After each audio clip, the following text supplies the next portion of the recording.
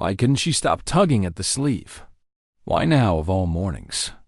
Staff Sergeant Maria Santis stood in formation, surrounded by 30 other soldiers, but the silence in her mind was deafening. Her fingers kept pulling down her right sleeve, trying to hide the faint curve of black ink that threatened to surface. It was muscle memory at this point, a ritual of concealment, but rituals don't stop dread. The parade ground at Fort Braxton shimmered under the morning sun, a place of order, precision, tradition. Every boot gleamed, every belt buckle caught the light like a weapon, and walking toward them now, like judgment made flesh, was Colonel James Mitchell. Maria didn't look up. She didn't have to. His presence cut through the rows like cold steel. They said the man could spot a uniform infraction from 50 yards. They said he'd broken seasoned soldiers with a single glare. Her heart was no longer beating. It was counting down. He moved through the first row, correcting a collar here, adjusting a patch there. He never shouted. He didn't have to. His authority was the kind that came from years of command. Not volume. He was meticulous, deadly. And now he was in front of her. Santis. The voice was flat, measured, but final. Like a hammer just before the fall, Maria snapped straighter, if that were possible. Boots locked, eyes forward. He circled her like a hawk, deciding whether to strike. Her boots? Perfect hair? Regulation. But when he reached her sleeves, the pause was microscopic but fatal. The edge of it had crept out. A line of black ink. Barely there, but enough. Staff Sergeant Santis, he said, voice sharp and low. Roll up. Your right sleeve. It wasn't a request. Not from him, not now. Every breath on that field stopped. Soldiers stiffened without knowing why. Maria's muscles resisted, but her training forced compliance. Inch by inch, the fabric lifted. First, a hint of shadow, then a coil, then the serpent. The tattoo emerged like a ghost rising from ashes. A black viper wrapped tight around her wrist, its scales so detailed they looked alive, fangs bared, its eyes almost glowing in the morning sun, around its neck tiny. Dog tags, just visible when the light hit them right. The kind of artistry that demanded stories. But no one was prepared for the colonel's reaction. His clipboard hit the ground, hands trembled. His face stone cold in every other inspection, drained of all color. For a man carved from military discipline, it was like watching a statue. Bleed. Impossible, he whispered. That word cracked through the air louder than a shout. Maria didn't move. Couldn't. She wasn't hiding anymore. And still, she didn't speak. Because something told her he already knew in his office. The silence was worse than any battlefield. He poured bourbon into a mug, mid-morning, in uniform, no apologies. Close the door, he said. Lock it. Maria obeyed. Unsure if she was still in a chain of command or something else entirely. Colonel. Mitchell stared out the window as if he could unsee what he'd just witnessed. 15 years ago, he said, not turning around, I commanded a unit that didn't exist. Operation Black Viper. Maria's stomach twisted. 12 soldiers, he continued. Elite, handpicked, men who could vanish into enemy territory and do what others couldn't. His voice cracked. Your brother was one of them. It hit her like shrapnel, but she didn't flinch. We thought it was a clean-out, he said. Intel pointed to a terrorist cell. Infiltration, extraction, no contact. But it was a setup. The intel was falsified. The compound was a death trap. He turned then. His eyes weren't cold anymore. They were hollow. I watched it happen. Watched them go in. Watched the mountain explode. No survivors. No bodies. Maria's hand reached instinctively for her sleeve. For the Viper, but the truth was only beginning to coil. He retrieved a photo, grainy, black and white. 12 soldiers, camouflage paint. Unity etched in every line of their posture. She knew the face. Third from the left. Your brother Diego. He said, best comm specialist I ever worked with. Maria said nothing. Her voice was somewhere between grief and fury. "He died for a lie," the colonel said. "We all did." She stepped forward, pulled something from her breast pocket, and placed it on the desk, a letter worn, stained, creased beyond recognition. This arrived 3 days after his death notification. She said quietly. He looked at the postmark, Afghanistan. 3 days after the explosion, his fingers hovered, then gripped the paper like it might vanish. "Go ahead," Maria said. "Read it." He read, and as he did, the man broke. The letter was Diego's alive, writing from captivity, describing the ambush, the betrayal, the executions not by terrorists, but by American hands. "They didn't kill us in the blast," Diego had written. "They captured us, tortured us, because we knew Maria didn't blink. They were selling weapons, American weapons, to the same enemies we were fighting." Colonel Mitchell looked like a man whose lungs had just filled with water. "Before they caught me," the letter ended, "I hid something, evidence, everything." Maria reached again into her pocket and pulled out a drive, small, black, silent. "I found it," she said. "It took me 3 years to decode his clues. But I found it." He stared. "It has names," she said. "Dates. Wire transfers, weapons deals, a 15-year conspiracy. Including evidence you were used. They needed a clean officer with a spotless record. You were their pawn." The colonel closed his eyes. "They didn't just kill 12 soldiers," Maria whispered. "They buried the truth." A long silence passed. Then he spoke. "Who was behind it?" She didn't hesitate. "The man who orchestrated it all is now Deputy Secretary of Defense," she said. "And he's visiting Fort Braxton next week." Colonel Mitchell exhaled. "What do you want from me, Santis?" She looked him dead in the eyes. "I want you to help me finish what Diego started. And for the first time in 15 years, he nodded, not as a colonel, but as a man ready to rise from the ashes. Why did the war room smell like fresh paint when what they were planning reeked of treason? The sign on the door read "Under Maintenance," but inside, the forgotten bunker beneath Fort Braxton pulsed with secrets. The space had once held tactical maps and classified drills. Now, it was a battlefield of another kind, truth, weaponized. Staff Sergeant Maria Santis stood in front of a whiteboard covered in red string. Timelines, photographs, and connection lines scrawled like veins through a cancer. But this wasn't abstract. This was real, and at the center of that web sat a single face. Deputy Secretary of Defense Harold Vance, the man scheduled to shake hands with soldiers in 48 hours. "Coffee?" Colonel Mitchell asked, entering with a pot that had burned 3 times this morning. He hadn't slept. None of them had. Maria didn't answer. Her eyes were on Vance's face. A man in a suit smiling, but behind the photo, a trail of betrayal. Bank transfers, secret memos, surveillance footage, all tracing back to the day Diego died. "It's supposed to be a morale visit," the colonel muttered. "Troop engagement, media coverage, patriotic speeches." Maria's voice was barely above a whisper. "And no one knows they're shaking hands with a man who orchestrated the murder of 12 U.S. soldiers." 3 other figures entered the room, each carrying the weight of knowing too much. Master Sergeant Patricia Hayes, the colonel's old comrade from an intelligence unit, buried so deep it didn't officially exist. 25 years in the shadows. Still razor sharp. Captain David Park, a military lawyer with a disdain for corruption so fierce it had stalled his promotions. And Warrant Officer Marcus Thompson, quiet, surgical, with a keyboard, and the only person who didn't flinch when Maria used the word treason.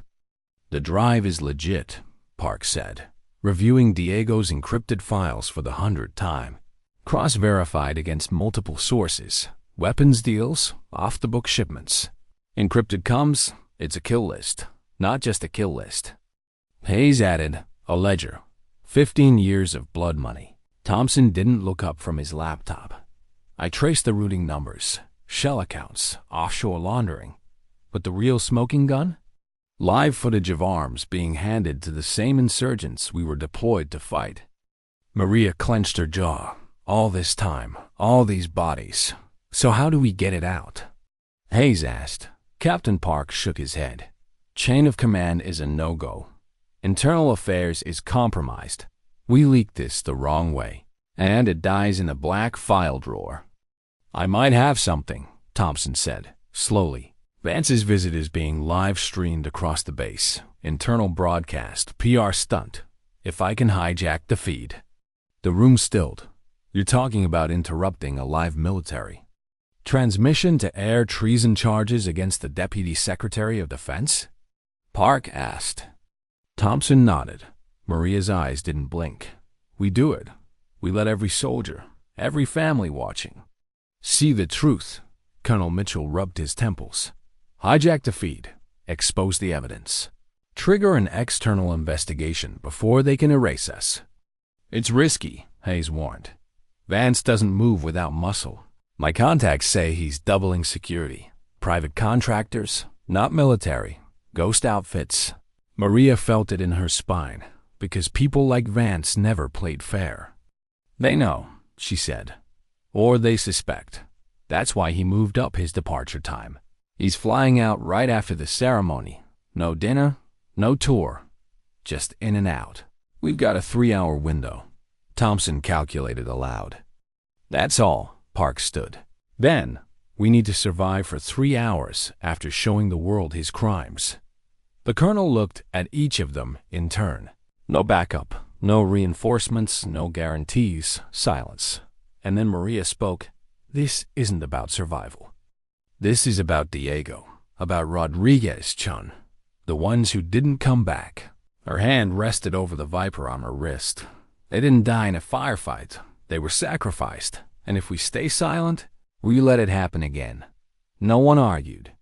Because the silence after betrayal is the loudest sound in the world.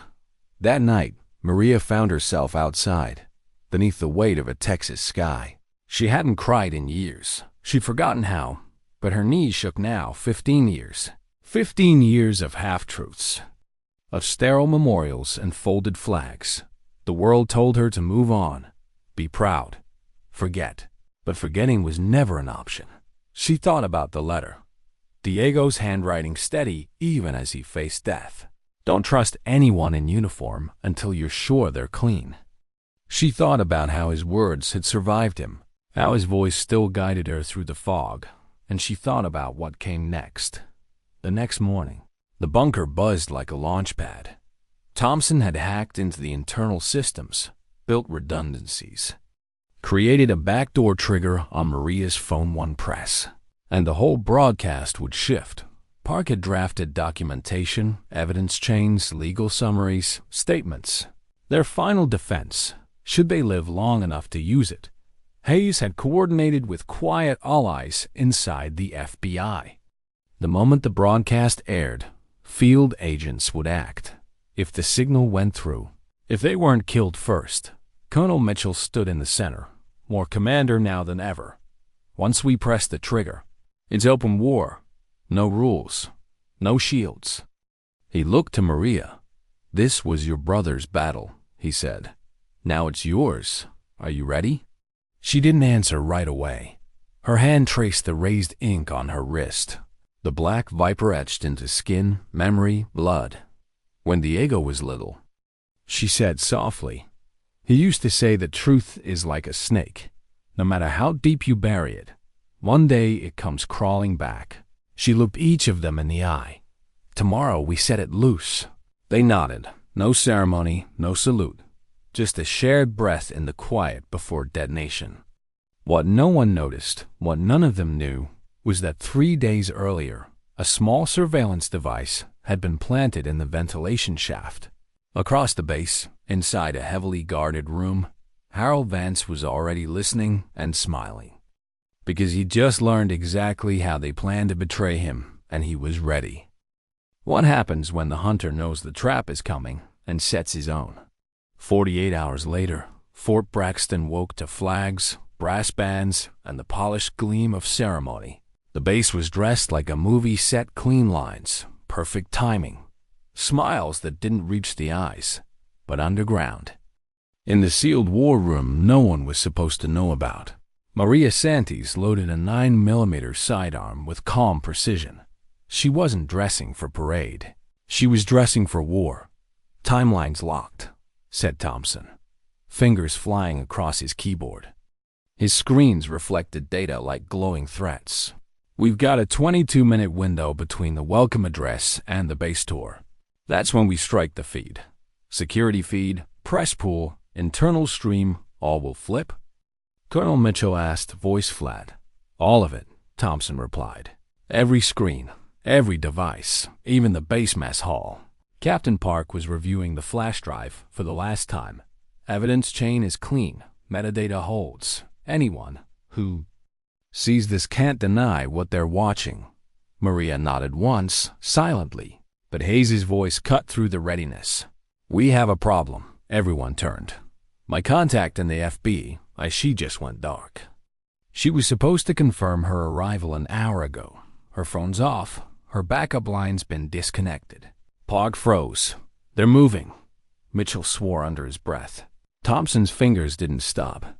"They're trying to cut US off before we begin. Then we move now," Maria said. Her voice wasn't loud, but it carried. She looked at the colonel. "What's the fallback if we lose connection?" "There is none," he said. Maria didn't blink. "Good." Outside, the ceremony began with thunderous applause. Vance arrived in a black SUV flanked by private security stone-faced men with no insignia and eyes that scanned for threats. Like radar, they weren't here to protect the secretary. They were here to protect the lie. He stepped onto the stage, all charisma and fake humility. "It's an honor to be among America's finest," he said, placing a hand over his heart. Maria watched from the perimeter, a discreet comms unit in her ear, her heart calm in the eye of a storm.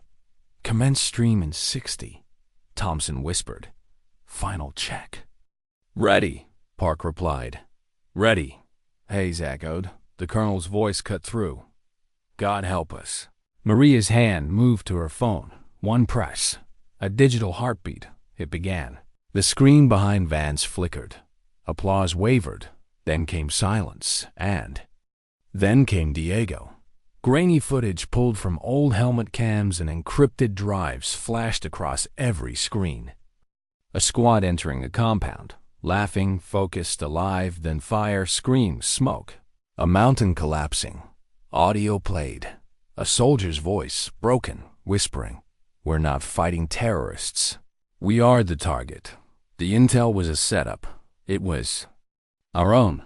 Gasps rippled across the parade ground. Vance turned. The color drained from his face. Then came the records. Bank transfers to offshore accounts. Satellite footage of weapons being handed to known insurgents. A wiretapped phone call between high-ranking officials. If Black Viper talks, it's our heads. Every screen blazed. With evidence, and in the final frame, 12 soldiers, arm in arm, smiling. The camera panned across their faces.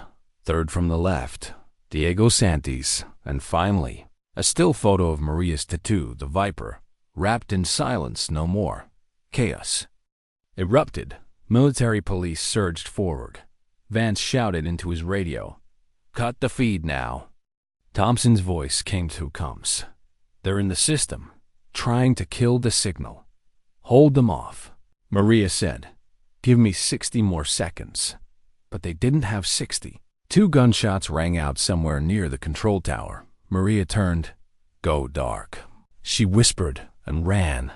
Inside the war room, Hayes flipped the backup switch as 2 soldiers pounded on the sealed door. Thompson gritted his teeth. "They're brute forcing the network. They'll lock us out in 30. Captain Park opened a drawer and pulled out a sealed envelope. "If we lose the signal, we courier this to every journalist, every agency. Dead man switch." Mitchell's voice was iron.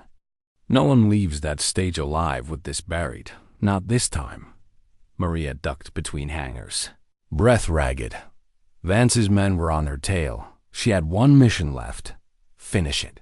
She climbed the stairs to the communications relay tower, dodging. A hail of suppressed fire, Wood splintered, metal shrieked, her side throbbed from a grazing hit. She didn't stop. Because ghosts don't stop. Inside the tower, she found the backup server locked. Her brother's voice echoed in her mind. If it matters, break it open. So she did. She smashed the panel, jammed in the drive, and slammed the override key. From Thompson into the port, the system screamed to life. The broadcast returned, and this time, it didn't just show evidence. It showed faces. Faces of the men responsible. Diego had labeled them all. Harold Vance, General Merritt, Senator Dupree, all of them, traitors in suits, hiding behind medals they didn't earn. On the ground, the crowd turned. The air changed. Soldiers who had trained under these men stared up at screens with disbelief, and something else raged. Lock him down. A sergeant barked. Military police swarmed Vance.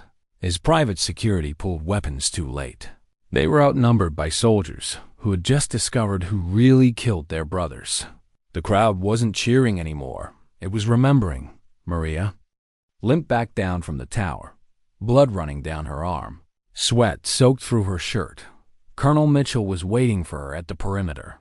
"It's done," she said. "No," he said. "It started." She collapsed into his arms, but not from weakness, from relief, because sometimes surviving isn't the victory. Truth is, why didn't he resist arrest? That was the first question Maria Santis asked herself as she watched Harold Vance, Deputy Secretary of Defense, architect of betrayal, killer of her brother, lower his hands and calmly allow the MPs to cuff him. No protest, no denial, just a slow, venomous smile that didn't belong on a man facing charges of war crimes, conspiracy, and mass murder. He looked directly at her as they walked him past the stage. Not with fear, not with shame, with a warning. Maria didn't flinch, but something inside her stirred unease, cold and quiet, like a storm forming beneath still waters. She had expected fury, defiance, maybe even a last-ditch attempt to escape, but not this. Composure, not this control. Back inside the war room, Colonel Mitchell was briefing the others, his voice urgent and low. FBI confirms they intercepted 2 escape vehicles parked off base. Contractors armed, ready to extract Vance. They never got the signal. We shut him down too fast. But he didn't act surprised, Maria said. Not once. Hayes nodded, because he knew this was only round 1. Park tapped a folder on the desk. He's already lawyering up. The kind of defense team that costs more per hour than we make in a year. And he's not talking, Mitchell added. Not a single name, not a single word. Maria looked at the viper on her wrist, the one Diego and his brothers had all worn. They'd taken it as a symbol of loyalty, unity. They didn't know the real snakes were wearing stars on their collars. Vance is just a limb, she said. The body's still alive. Captain Park looked up. What are you saying? I'm saying, Maria answered, we didn't expose a conspiracy. We declared war on it.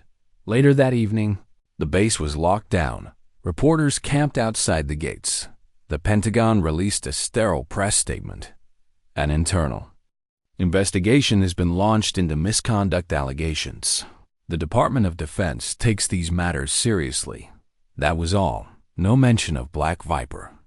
No names, no charges, no confession.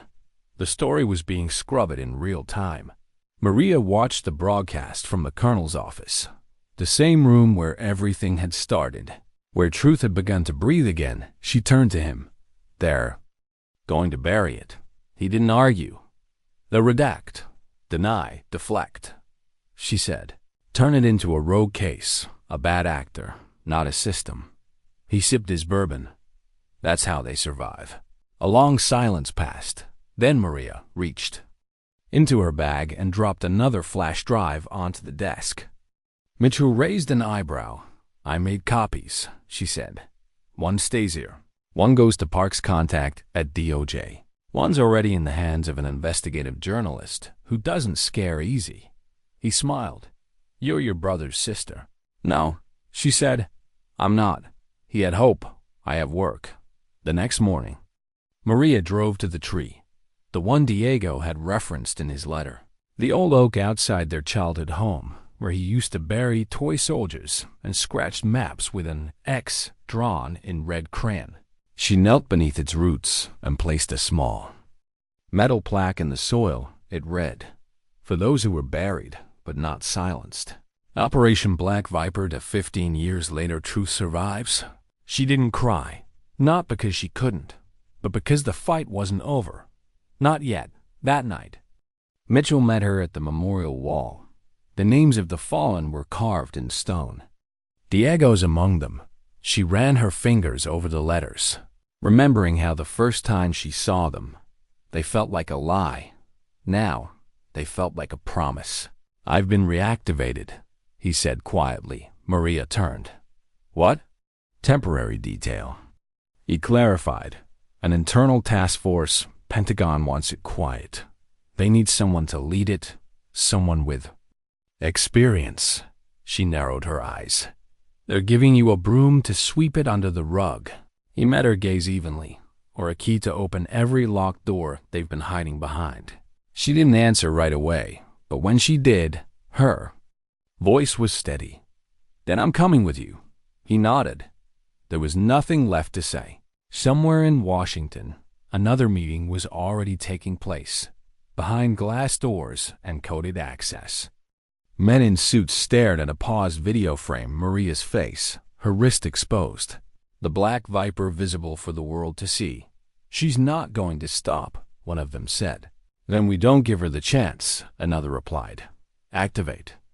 "Containment," the third said, cold and clinical. Maria couldn't hear them, but she didn't need to, because when you walk through fire, you learn how to smell smoke, and the air was changing again, not with fear, but with purpose, because this time, she wasn't hunting revenge. She was hunting history, and history was finally bleeding. Why would a woman who just exposed a military conspiracy walk into a lion's den without backup?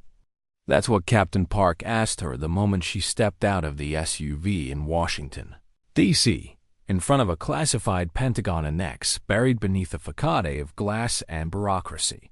But Maria didn't answer him. Not yet. Her eyes were locked on the door, thick, steel-reinforced, a threshold few ever crossed willingly. Behind it, people in uniform and people in suits were already rewriting the narrative she had just risked. Everything to tell? She wasn't here for permission. She was here to make sure the story they buried stayed above ground. Inside, security checkpoints scanned every inch of her. Badge clearance, biometrics, no weapons allowed. Not even a pen.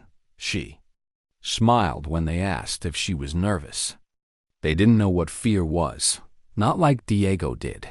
Not like Rodriguez or Chun did.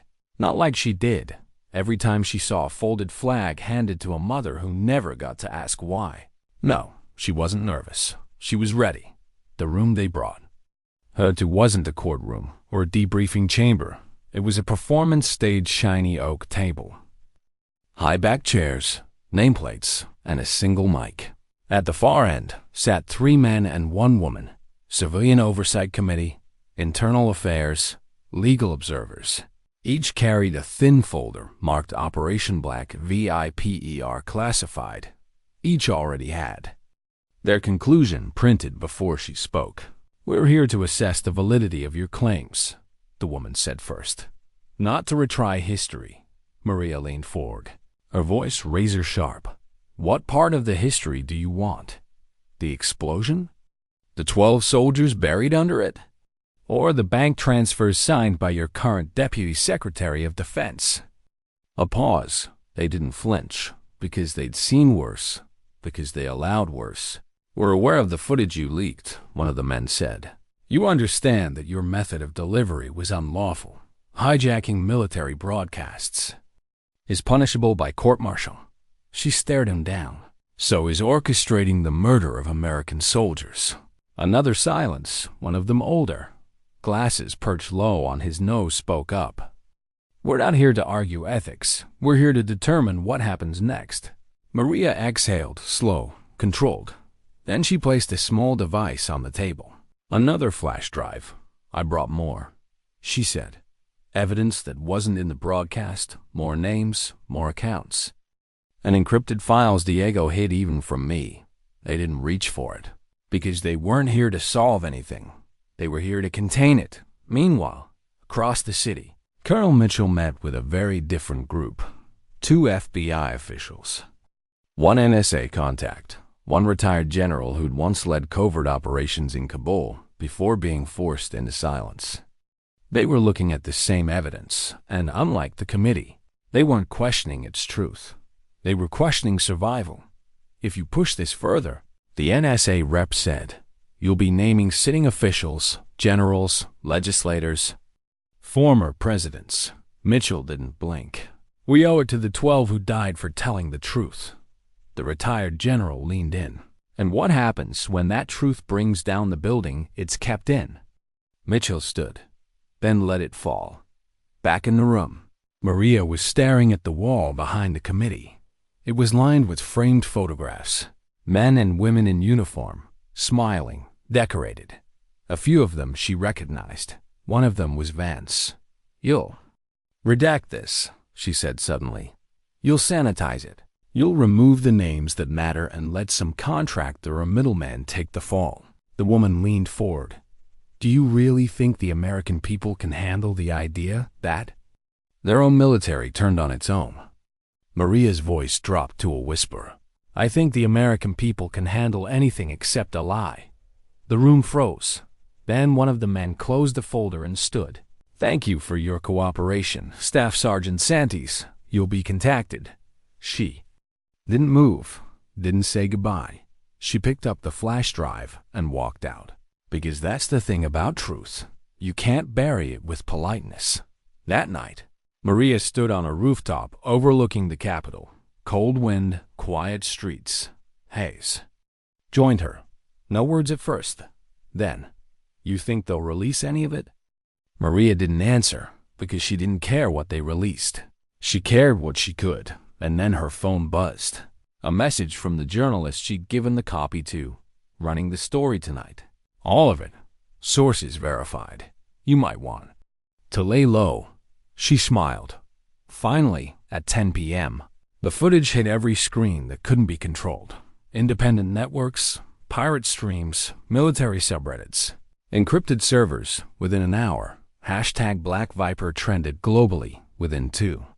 Government servers crashed under FOIA requests, and somewhere in a jail cell not far from D.C., Harold Vance laughed softly because he knew this wasn't the end. It was just the war changing shape. Maria didn't sleep that night, but when she closed her eyes, she saw Diego, not the soldier, the boy who once buried toy soldiers under an oak tree and called them heroes. Maybe now they finally were. What do you do after the truth is finally free, when you know the war it started is just beginning? Maria Santis stood in a diner off I-395, boots dusted, sleeves rolled, her eyes fixed on a muted television above the counter. Every screen in America was replaying the same footage Operation Black Viper, exposed in full, the names, the transactions, the satellite footage, the letter, her brother's final words. It wasn't news anymore. It was revelation. But no one in the diner looked at her, and that was the point. Because the people who sacrificed everything never wanted fame. Just justice. She stirred her coffee slowly, lost in the silence between headlines, until a folded note slid across the counter in front of her. She didn't look up, just unfolded. They're watching Meet Me at the Bridge, 0600 M. The fog hung low over the Potomac as Maria stood beneath the old iron bridge. The city behind her looked clean, proud, intact. It wasn't. Colonel Mitchell appeared from the shadows, his posture stiffer than usual. They're calling it a coordinated leak, he said. Claiming foreign influence, rogue actors, they're spinning it. Of course they are, Maria replied. It's what snakes do when you lift the rock.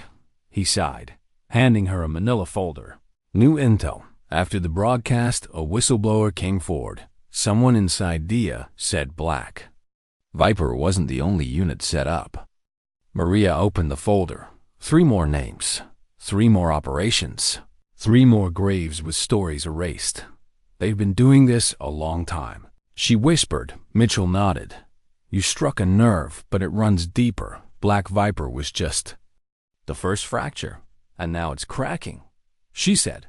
He looked at her, eyes tired but steady. You don't have to keep going. She looked away. Yes, I do. He hesitated. Then, for the first time, said the quiet thing out loud. They're going to come for you. Maria, she didn't flinch. Let them later that week. Park sent word through an encrypted channel. The dojo was splitting. Half wanted to prosecute the exposed officials. The other half wanted to bury everything in classified tribunals. Hayes reported surveillance on 2 former generals named in the broadcast had mysteriously been dropped. No explanation, no investigation, and Thompson, he vanished. No message, no trace. Just gone. Maria stood alone in her apartment, staring at her wall of evidence. What do you do when exposing the truth doesn't end corruption, only makes it smarter? That night, she visited Diego's grave for the first time in years. Not the memorial wall, the real one, the plot her family bought, with the headstone that still read, Killed in Action. She knelt. I did it, she whispered. I told the world. The wind was still, but it wasn't enough. She pulled the drive from her jacket, the master copy, the one with everything, all of it, and she buried it, right there, under the viper oak tree that shaded his grave. No encryption, no code, just the earth and a promise. The next morning, a news anchor read the latest headline. Whistleblower dies in accidental fire. Officials deny link to Black Viper scandal. Maria didn't watch. She was already driving. South, no destination, no backup. Just a pack, a sidearm, and a new set of names. Because there's a point in every soldier's life where they realize the mission never ends. Not if it matters, and for her, it still did. A week later, Hayes received an unmarked envelope. Inside, a photo. A familiar tattoo on a new wrist, the black. Viper curled, watchful, she smiled. Just slightly, it was spreading. In the shadows of a government that tried to forget, something was growing, a quiet resistance. Not of bullets, of truth, because some wars aren't fought in deserts, they're fought in boardrooms, in courtrooms, in broadcast networks, and sometimes they're fought by a woman who carries her brother's ghost on her skin. She was never looking for glory. She was never asking for revenge. She was chasing a question. What if the real war is the one we're not allowed to see? And she was ready to answer it, one name at a time. Why did the message come without a return address, only coordinates, a time, and a single word?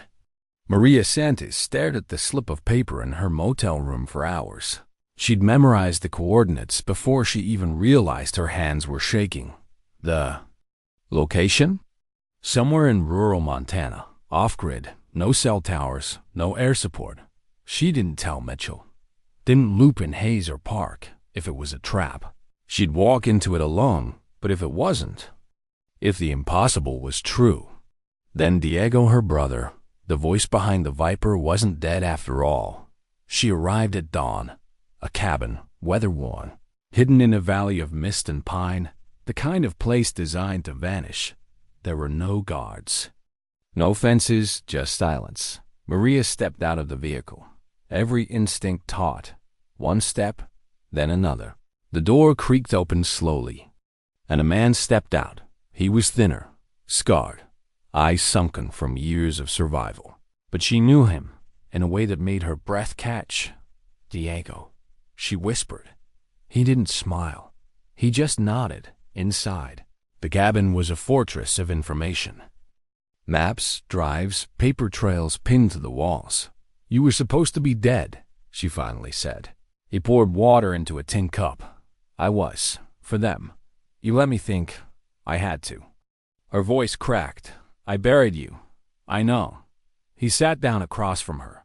I broke out 6 months after they captured us. Barely made it out. I couldn't contact you, Maria. Anyone I touched ended up dead. So I disappeared, hid, until now.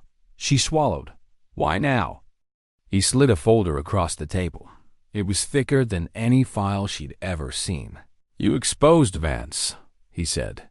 That changed everything. You didn't just pull the pin. You threw it into the foundation. She opened the file, names, faces. Missions, more than just Operation Black Viper. Ghost units, he said. Fake KIA reports. Covert funding pipelines. Entire platoons wiped because they saw too much. Vance was just one head of the Hydra. She looked up. So this is the body. He nodded. And it's still moving. They spent 2 days in that cabin, connecting dots, cross-referencing documents, piecing together a pattern that stretched across 2 decades and 3 administrations. What they found wasn't a conspiracy. It was a system, one designed to erase anyone who got too close to the truth. And now, Maria realized. She was too close. So was Mitchell, so was Hayes, and if they didn't move first, they wouldn't move at all. On the 3rd night, the power cut. Not a storm. A signal. Maria grabbed her weapon. Diego already had his pack loaded. They found you. She said, I know, he replied. They didn't wait out the back door. Through the trees. Down the ridge. Gunfire cracked through the air. 2 shadows were following. Black gear. Suppressors. She didn't aim to wound. Neither did Diego. When the last body fell, Diego looked at her, chest heaving. They're not going to stop. Maria stared into the dark woods. No, she said. But now we know how deep it goes. She pulled her phone from her jacket. A burner, 1 contact. She texted a single word to Mitchell. Alive. Then, without waiting for a response, she burned the cabin, all of it. Because truth lives in memory, and they were going to carry it. 3 days later, they were back in D.C. Maria, Diego, and Colonel Mitchell stood in a secure briefing room beneath the Library of Congress, one of the last places still untouched by military surveillance. Hayes and Park arrived minutes later. No words, just nods. Maria placed a new drive on the table. This is the rest of it, she said. Everything they never meant to survive. Diego stepped forward. We don't leak this. We strategize. Mitchell nodded. Controlled exposure.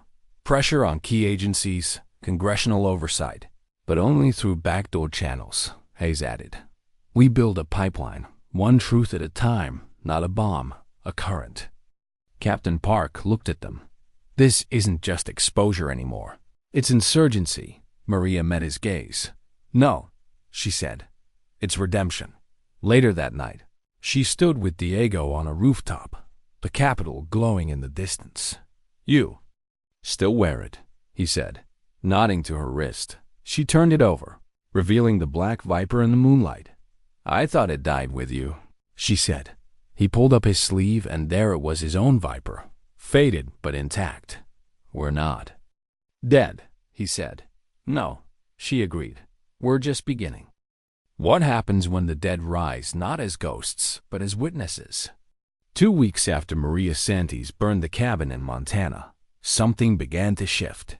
Not in the news, not in the headlines, but in the corridors of power, the ones without windows, where names don't matter and silence is a currency. A senator resigned overnight, citing health reasons.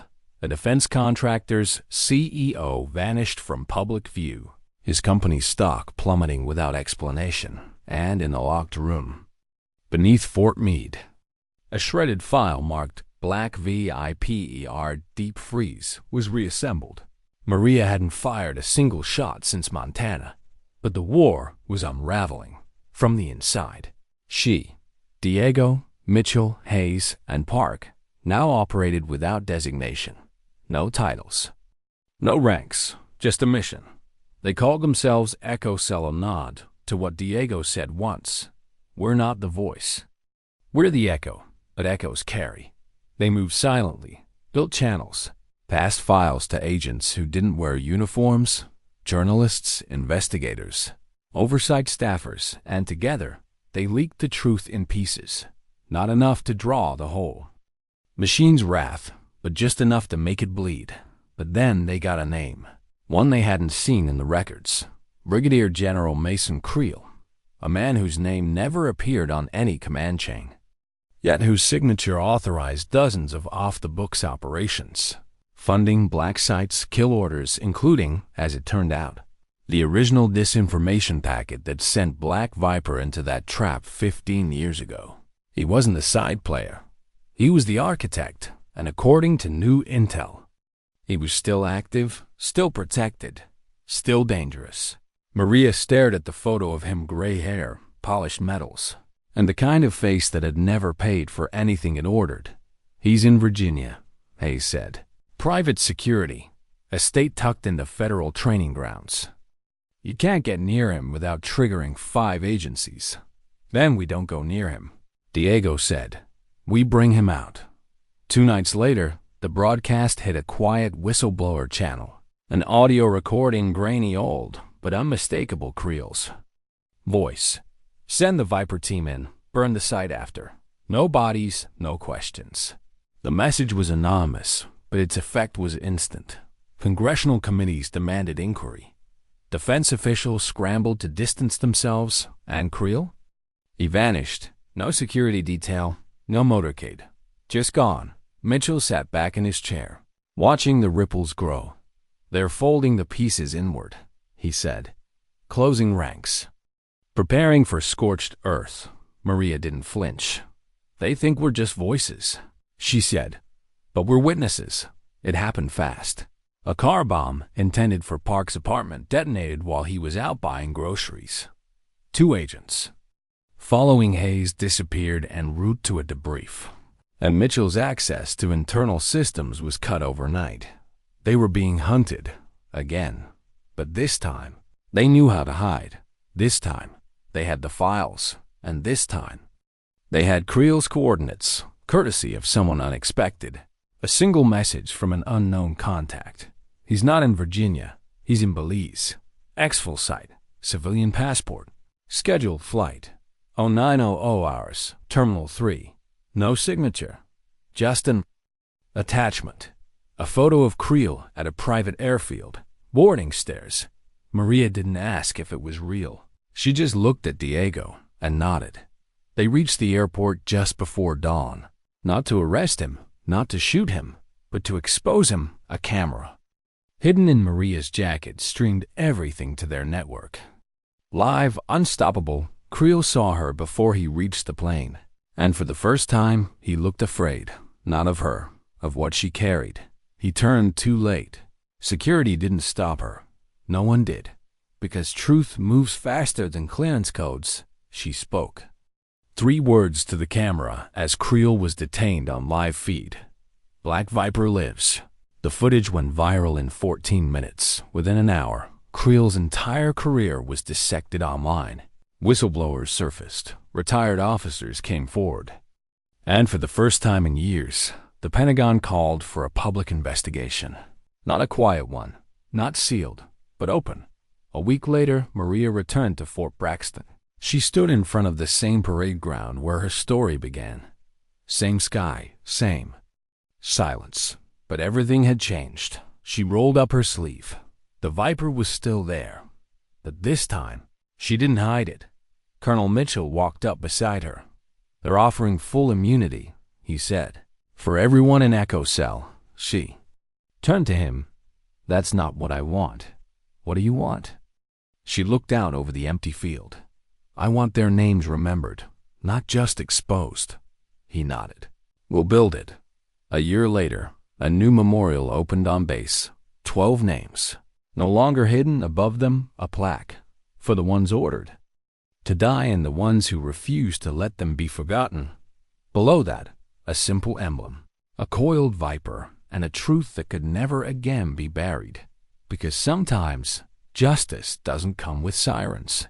It comes with silence, then footsteps, then fire, and a single voice that won't stop echoing Even after the war ends, especially after it ends,